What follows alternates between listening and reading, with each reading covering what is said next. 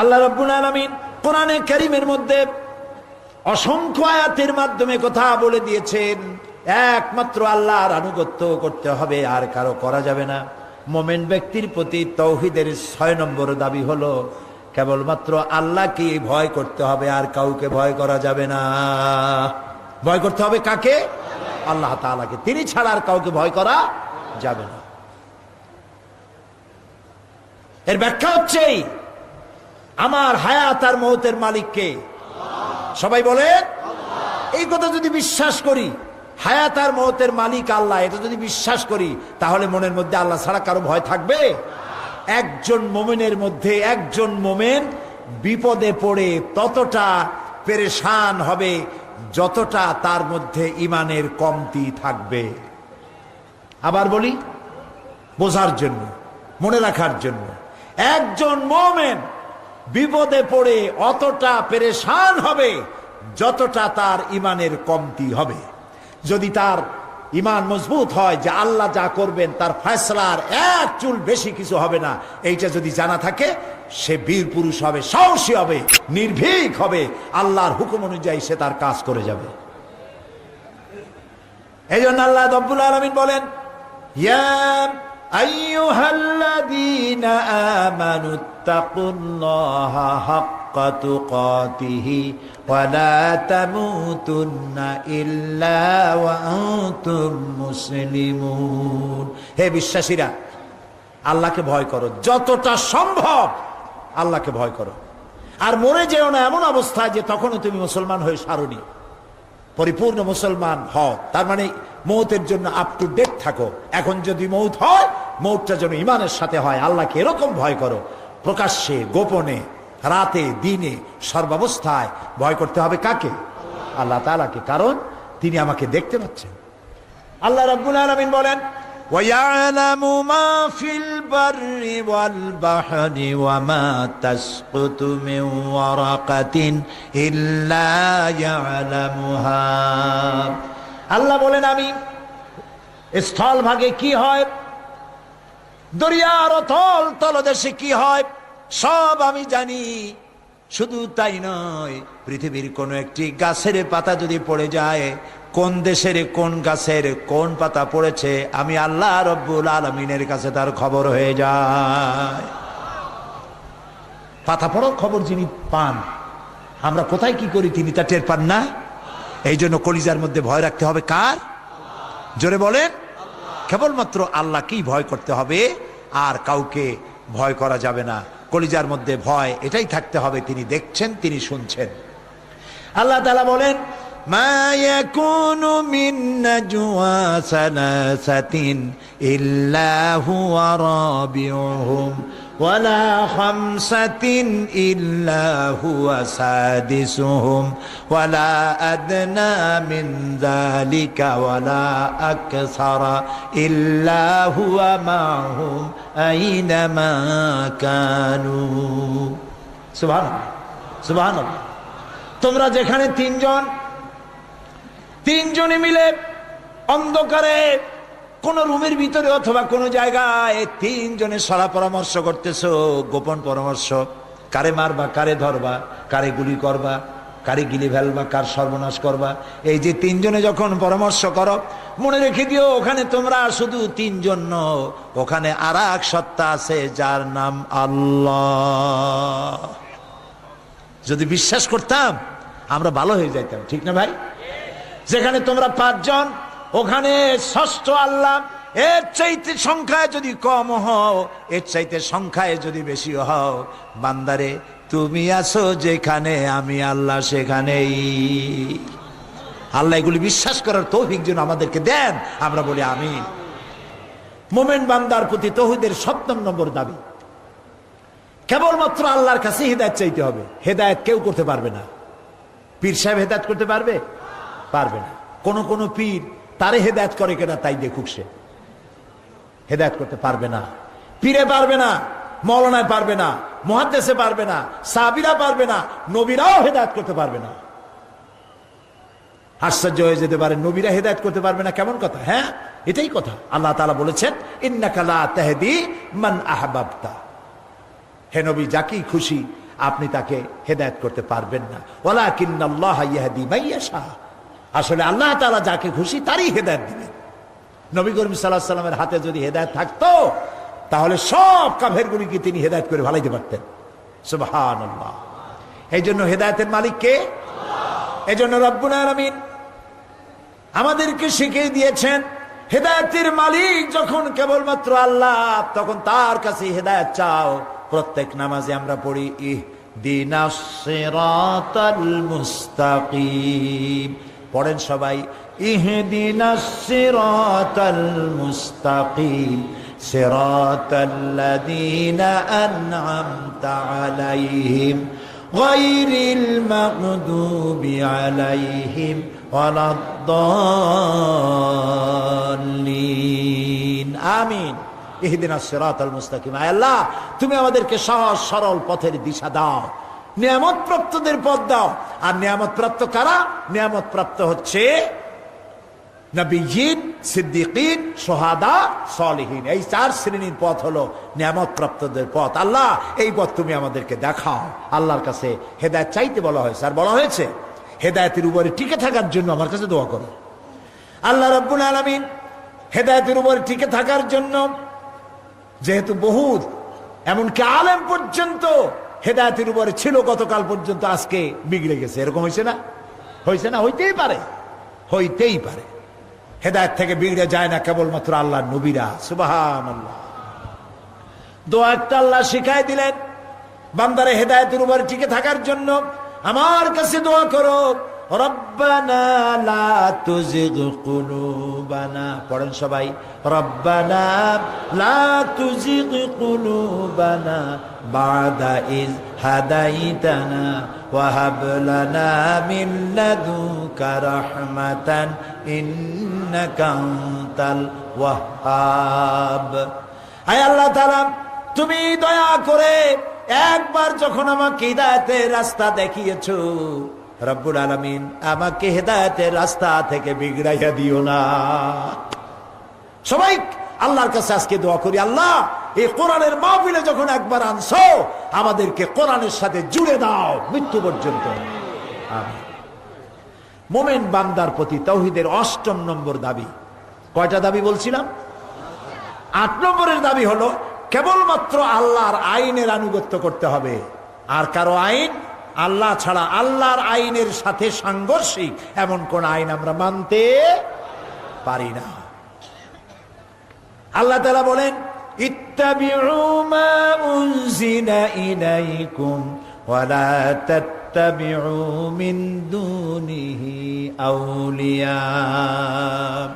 ইত্তাবিউ মা উনজিলা ইলাইকুম, একমাত্র আল্লাহ যা নাজিল করেছেন। কি নাজিল করেছেন বলেন তো বুদ্ধি করে? কোরআন। আল্লাহ নাজিল কিন্তু কোরআনের আইন মানো।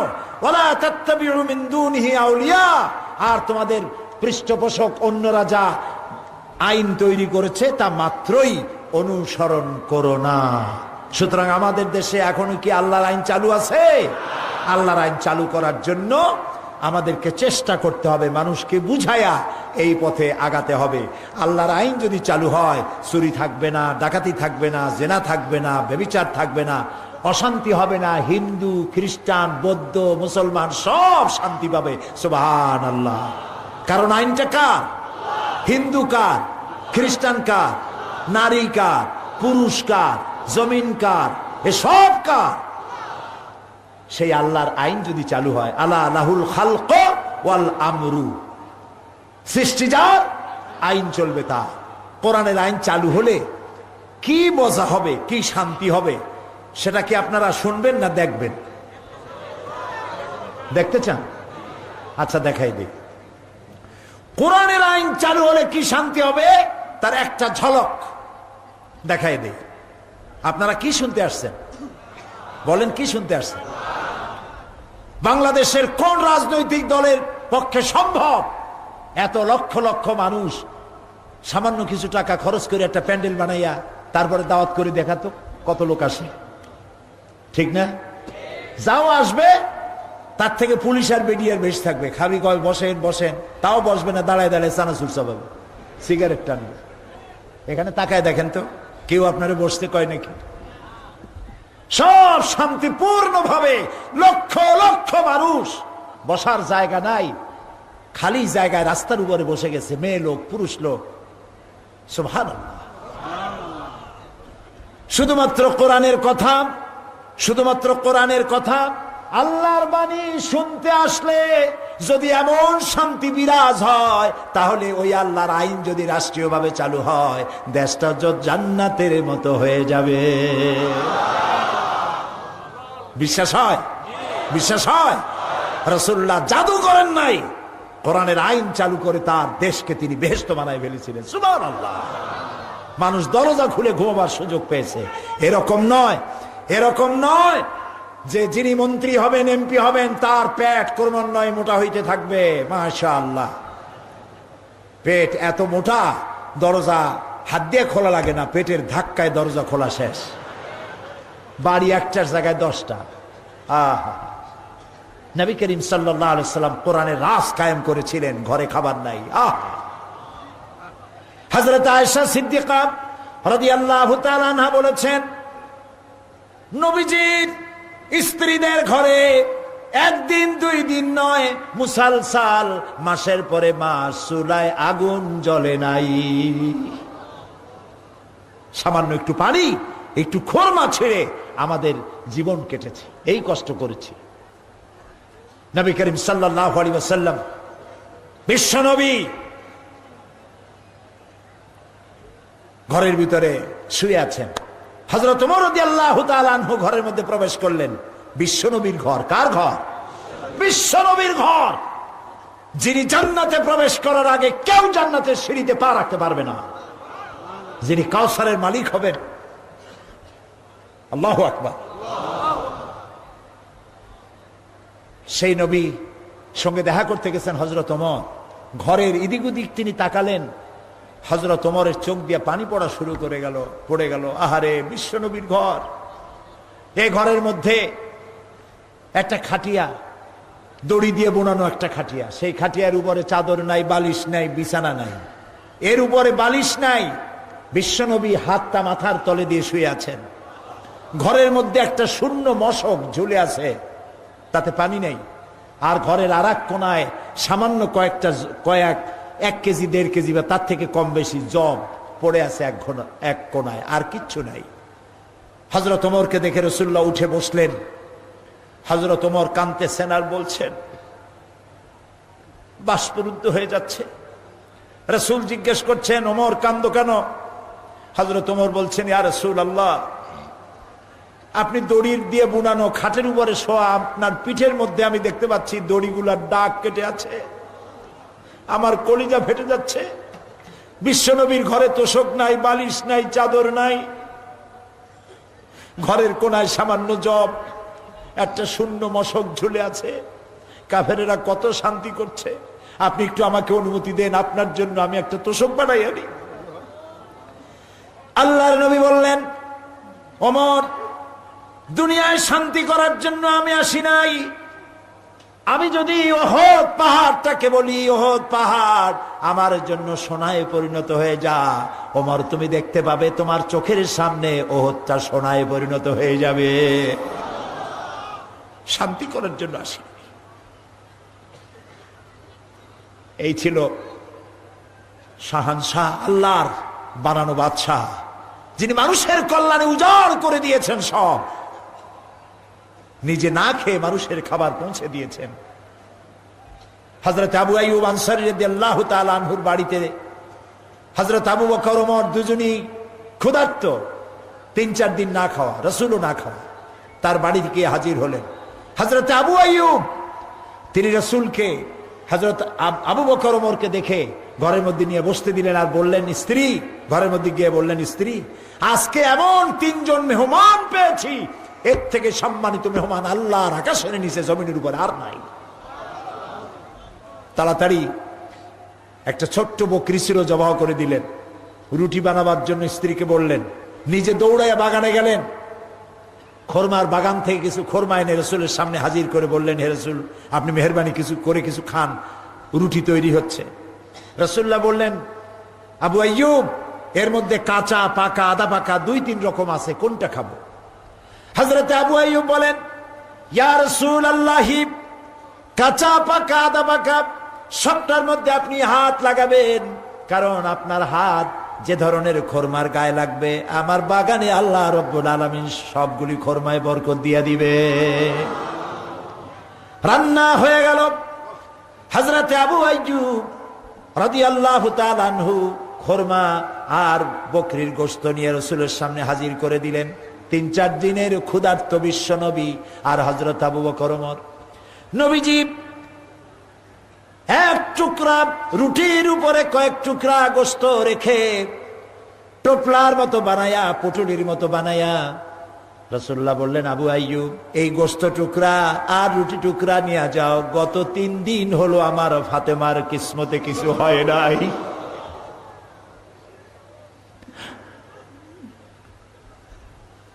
সারা পৃথিবীতে আদর্শ কে দেখাতে পারবে? এ আমার বিশ্ব নবী সাল্লাল্লাহু আলাইহি ওয়াসাল্লাম নিজের বানানো আইন চালু করেন নাই, কোরআনের আইন চালু করেছেন। আর সেই কোরআনের আইন চালু করার কারণেই মানুষ দরজা খুলে ঘুমার সুযোগ পেয়েছে, মানুষের ঘরে ঘরে খাবার পৌঁছে গেছে, বৃদ্ধরা বয়স্ক ভাতা পেয়েছে, মা তার সন্তানকে দুগ্ধ দিতে গিয়ে যদি অভাব হয় সেখানে তারা ভাতা পেয়েছেন, বেকার সমস্যা ছিল না, কাজ না হওয়া পর্যন্ত বেকাররা ভাতা পেয়েছেন। রাসূলুল্লাহর একটা ব্যাংক ছিল, সেই ব্যাংক যখন তিনি উদ্বোধন করেন, বাইতুল মাল, তিনি উদ্বোধন করার সময় বলেছিলেন, মান তারাকা দায়নান আউদিয়ান ফালাইয়া। তিনি বলেছিলেন, আমার দেশের ভিতরে আমার কোন জনগণের মধ্যে কেউ যদি ঋণগ্রস্ত হয়ে মারা যায় আর ঋণ পরিশোধের যদি কোনো অর্থবিত্ত তার কাছে না থাকে, তাহলে এই ঋণ পরিশোধের দায়িত্ব আর তার এতিম বাচ্চার দায়িত্ব আমি মুহাম্মদ আমার কাঁধের উপরে উঠায় নিলাম।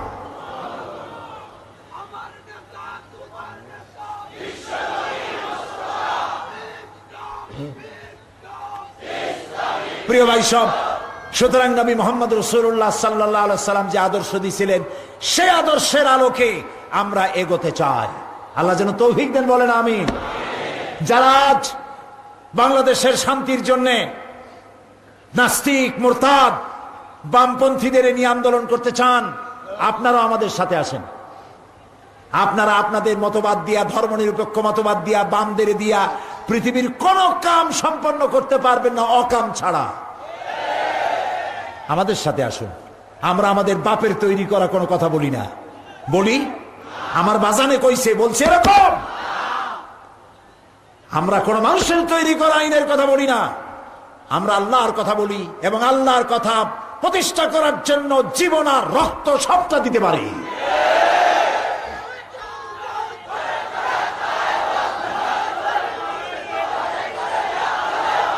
কাজী শান্তির জন্য আজ এই লক্ষ লক্ষ জনতাকে উদাত্ত আহ্বান জানাই। তরুণেরা, যুবকেরা, নারী, পুরুষ সকলকে আহ্বান জানাই, মানুষের তৈরি করা মতবাদে শান্তি হবে না, হবে না, হবে না।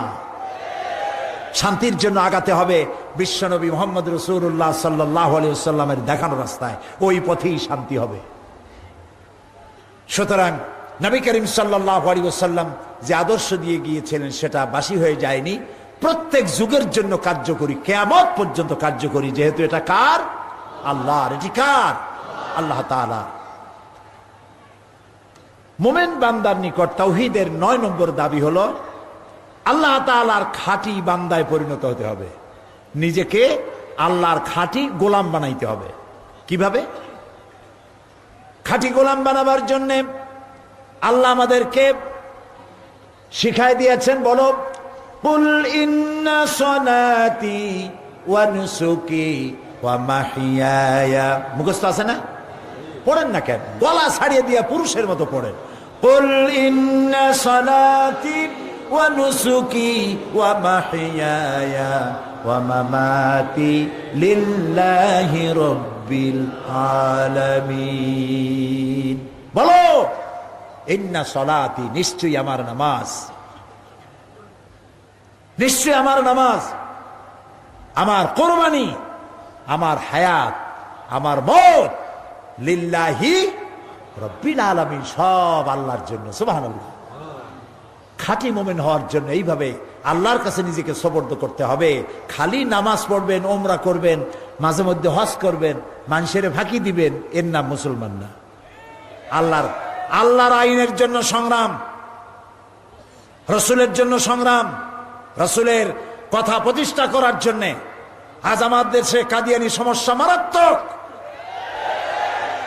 এই কাদিয়ানিদের ব্যাপারে আমরা আবারও বলতে চাই, আমরা কোন ষড়যন্ত্র মানব না।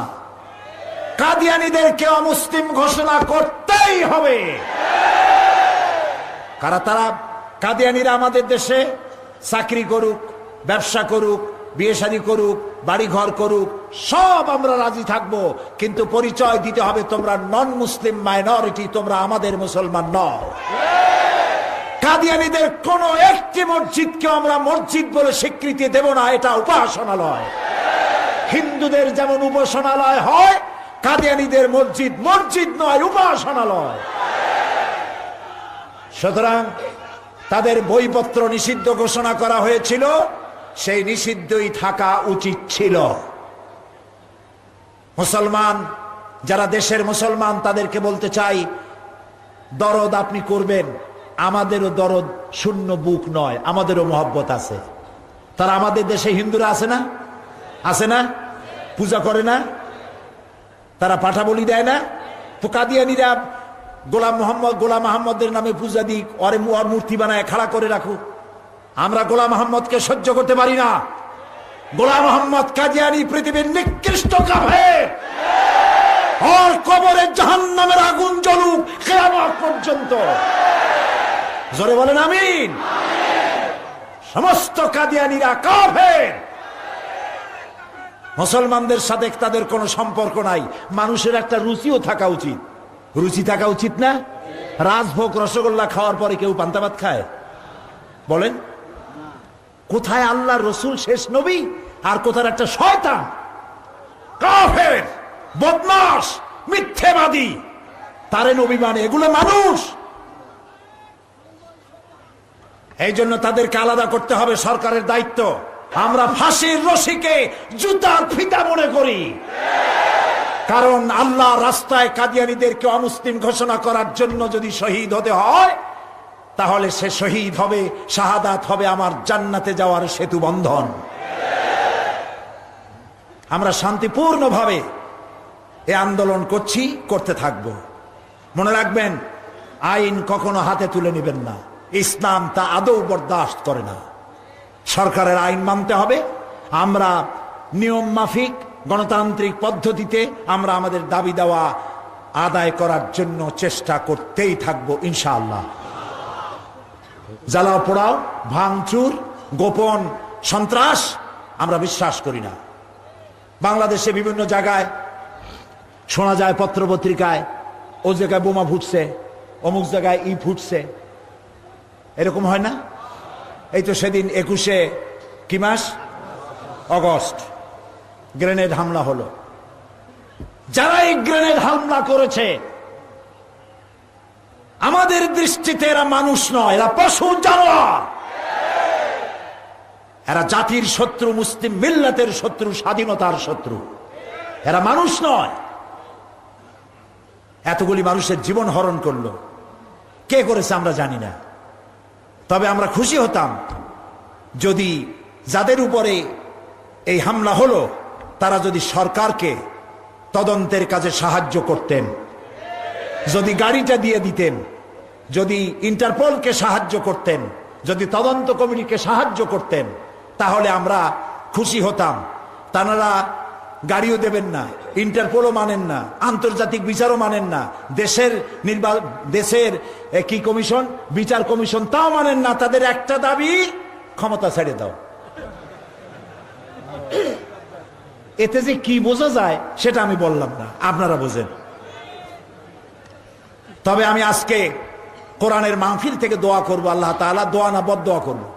প্রথমে দোয়া করব 21 অগস্ট যারা বোমা হামলা করলো, গ্রেনেড হামলা করলো, শাহজালাল রহমতুল্লাহ আলাইহির মাজারে যারা বোমা মারলো, বিভিন্ন জায়গায় যারা বোমা হামলা করেছে, গ্রেনেড হামলা করেছে, আল্লাহ তুমি এদের হেদায়েত করে দাও।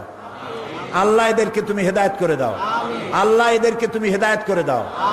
আয় আল্লাহ, তোমার ইলমে যদি জানা থাকে এদের কপালে হেদায়েত নাই, তাহলে হামান, সাদ্দাত, ফেরাউনকে যেভাবে তুমি ধ্বংস করেছো, বাংলাদেশে যারা বোমা মারে আর গ্রেনেড হামলা করে, এদেরকে কেউ না চিনুক, তুমি তো চেনো, এদেরকে গজব দিয়া, লানত দিয়া বাংলাদেশ থেকে চিরকালের জন্য বিদায় করে দাও।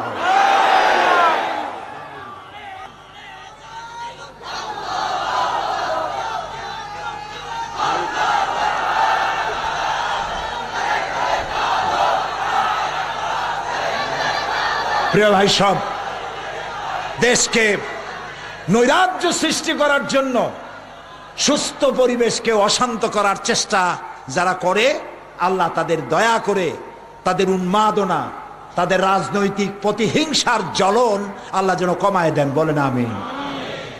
মোমেন বান্দাদের প্রতি তৌহিদের 10 নম্বর দাবি, এইটাই শেষ। সেটা কি?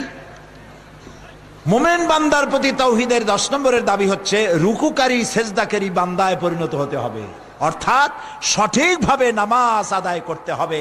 এটা মোমেন বান্দার প্রতি তাওহীদের দাবি। আপনি যদি নামাজই না পড়েন, তাহলে এটা দিয়ে শুরু করা দরকার ছিল। 10টা দাবির এটা দিয়ে শুরু করা দরকার ছিল, কিন্তু বেশি গুরুত্ব দেওয়ার জন্য আমি শেষে নিয়ে আসছি।